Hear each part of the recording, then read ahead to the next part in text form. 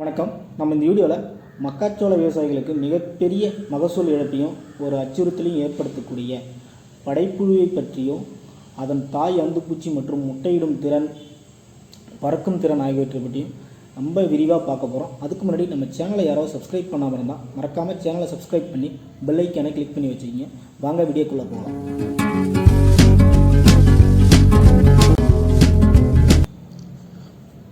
மக்காச்சோள படைப்புழு. இந்த மக்காச்சோள படைப்புழு பேருக்கு ஏற்ற மாதிரி ஒரு மக்காச்சோள குருத்து இருக்குன்னா அது ஒரு சோளத்தை குருத்தில் பார்த்தீங்கன்னா படையாக தான் தாக்கும். அதாவது ஒன்றுக்கு மேற்பட்ட புழுக்களும் இருக்கலாம், ஒன்று இருக்கலாம், 1, 2, 3, 5, 10, 15 கூட இருக்கலாம். ஆனால் கும்பலாக தான் அந்த மக்காச்சோள குருத்தை திங்கும். அந்த மக்காச்சோள குருத்துக்குள்ளே ஏன் இருக்குதுன்னா அந்த மக்காச்சோள குருத்து ரொம்ப மென்மையாக இருக்கும். அது கடித்து மென்று திங்கிற அளவுக்கு ரொம்ப மென்மையாக இருக்கிறதால அந்த மக்காச்சோள குருத்துக்குள்ளே தான் இருக்கும். அதை நாம் ஆரம்பத்திலே கட்டுப்படுத்த விட்டோம்னா மிகப்பெரிய 40லிருந்து 50% மகசூல் இழப்பை ஏற்படுத்தக்கூடிய மிக மோசமான இந்த புழுக்கள் மக்காச்சோளத்தை மட்டும் இல்லாமல் தீவனப் பொருட்கள், கடலை போன்ற பயிர்களையும் தாக்குது. இவைகள் அமெரிக்காவில் தான் முதல்ல கண்டுபிடிக்கப்பட்டது. அதனால் அமெரிக்கன் படைப்புழு அப்படிங்கிற இன்னொரு பேரும் இதுக்கு இருக்குது. இந்த படைப்புழுக்கள் ஒரு பெண் தாய் அந்துப்பூச்சி முட்டையிட்டு குஞ்சு பொரிப்பதன் மூலம் தன் இனத்தை உருவாக்கி கொள்ளுது. இந்த அந்துப்பூச்சிகளை எதை வச்சு நம்ம வயலில் இதை கண்டுபிடிக்கலாம் அப்படின்னு பார்த்தீங்கன்னா, அந்துப்பூச்சியோட முன்னாடி ரெக்கை இருக்கு இல்லையா, அது பழுப்பு அல்லது சாம்பல் நிறத்தில் இருக்கும். பின்னாடி ரெக்கை பார்த்திங்கன்னா வெள்ளை நிறமாக இருக்கும். குறிப்பாக இந்த அந்துப்பூச்சியில் ஆண் பூச்சியிலிருந்து பெண் பூச்சியிலிருந்து ஆண் பூச்சி எப்படி வேறுபடுத்தலாம் பார்த்தீங்கன்னா, ஆண் பூச்சியோட ரெக்கைகளில் அதிகப்படியான வடிவங்கள் இருக்கும். ஆனால் அந்த பெண் பூச்சியோட ரெக்கையில் எந்த வடிவமும் இருக்காது. ஆண் பூச்சியோட முன் ரெக்கை இருக்கு இல்லையா, அதில் பார்த்திங்கன்னா தனித்தனியான வெள்ளை புள்ளிகள் இருக்கும். ஆனால் அந்த பெண்ணோட ரெக்கையில் எந்த ஒரு இது இருக்காது, பழுப்பு இல்லைனா சாம்பல் நிறத்தில் தான் இருக்கும். சரிங்களா? இதை வச்சு நாம் பெண் பூச்சியிலிருந்து ஆண் பூச்சியை நம்ம வேறுபடுத்தி கண்டுபிடிக்கலாம்.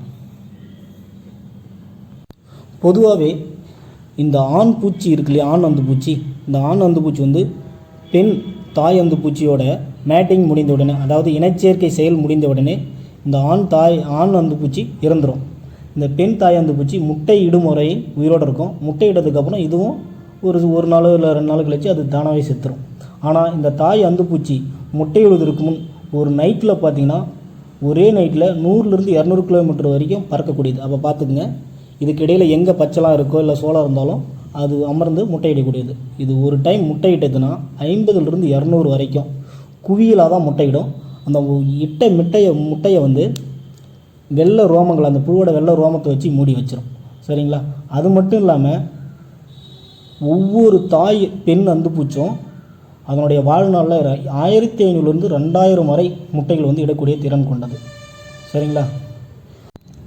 பொதுவாகவே இந்த படைப்புகளோட வாழ்க்கை சுழற்சி காலம், மொத்த காலம் எவ்வளோன்னு பார்த்தீங்கன்னா, கோடையில் ஒரு 30 நாட்கள் இருக்கும். குளிர்காலத்தில் பார்த்திங்கன்னா 80 முதல் 90 நாட்கள் இருக்கும். இந்த 30 கோடை காலத்தில் ஏன் 30, குளிர்காலத்தில் ஏன் 90ன்னு பார்த்திங்கன்னா, நார்மலாக நம்ம இப்போ ஒரு கோழி குஞ்சு முட்டைனே எடுத்துக்கிட்டோம்னு வச்சுக்கோங்க, அது பொரியணும்னா வெப்பம் தேவை. நம்ம நார்மல் கோடை காலத்தில் அதிகமாக வெப்பம் இருக்கிறதால சீக்கிரமாக பொரிஞ்சிடும். ஆனால் மழை காலத்தில் நம்ம என்ன பண்ணுவோம், இரும்பு பொருளோ, அந்த முட்டை கூட இரும்பு பொருளோ இல்லை மிளகாய் இந்த மாதிரி வெப்பத்தை ஏற்படுத்தக்கூடிய பொருட்களை சேர்த்து சீக்கிரமாக பொரிய வைப்போம். அதுதான் இதுக்கு ரீசன். அதனால தான் கோடை நாட்களில் இந்த 30 நாட்களில் என்னுடைய வாழ்க்கையை சுழற்சி சீக்கிரமாக பொரிஞ்சு வந்துடுறதால அந்த இது முடிஞ்சிருது. பொதுவாக இந்த முட்டைகள் பொரிந்து பார்த்திங்கன்னா 2 to 7 நாட்களில் முட்டை பொரிஞ்சு லார்வாக்கெலாம் வெளியே வரும். இந்த லார்வாக்கள் பார்த்திங்கன்னா, வரக்கூடிய லார்வாக்கள் ஆரம்ப காலத்தில் எப்படி இருக்கும்னா, வெளியே வரும்போது நியூபார்ன் பேபி உடல் வெள்ளை நிறத்திலும் தலை கருப்பு நிறத்துடனே வெளியே வரும். வளரும் பருவத்தில் அப்படியே கருமையான புள்ளிகள் தோன்றி அப்படியே காணப்படும். போக போக இது பார்த்திங்கன்னா வெளிர்பச்சை நிறத்திலிருந்து அடற்பழுப்பு இல்லைனா கருப்பு நிறம் வரை மாறுபடும். சரிங்களா?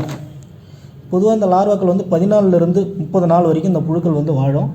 அதுக்கப்புறம் கூட்டுப்புழுவாக மண்ணுக்கு போயிடும். மண்ணில் பார்த்திங்கன்னா 8லிருந்து 30 நாள் வரைக்கும் கூட்டுப்புழுவாக இருக்கும். அதுக்கப்புறம் திரும்பவும் தாய் அந்து பூச்சியாக இருக்கும். இந்த தாய் அந்து பூச்சி 7லிருந்து 21 நாள் வரைக்கும் வாழ்ந்து முட்டையிட்டு செத்து போயிடும். இதுதான் இந்த தாய் அந்து பூச்சி, அதாவது இந்த படைப்புழுவோட வாழ்க்கை சுழற்சி. சரிங்களா? இந்த படைப்புழுக்களை எந்தெந்த பூச்சிக்கொல்லிகள் தெளிப்பதன் மூலம் கட்டுப்படுத்தலாம்னு பார்த்திங்கன்னா, இமாமெக்டின் பென்சோயேட், லூஃபில்யூரான் ப்ளஸ் இமாமெக்டின் இந்த மாதிரி காம்பினேஷன். அப்படி இல்லைன்னா பார்த்திங்கன்னா நவுலூரான் ப்ளஸ் இமாமெக்டின் இல்லை புர்பனபாஸ் ப்ளஸ் இமாமெக்டின் இந்த மாதிரி மருந்துகளை பயன்படுத்தணும் மூலம் ஈஸியாக கட்டுப்படுத்தலாம். எப்படி இந்த படைப்புகளை கட்டுப்படுத்தலான்றது தெளிவாக ஒரு வீடியோ நான் போடுறேன். இந்த வீடியோ இந்த படைப்புழுவை பற்றின ஒரு சின்ன தெளிவான வீடியோ தான். இந்த வீடியோ பிடிச்சிருந்தால் லைக் பண்ணுங்கள், ஷேர் பண்ணுங்கள், மறக்காமல் நம்ம சேனலை சப்ஸ்கிரைப் பண்ணுங்கள். நன்றி.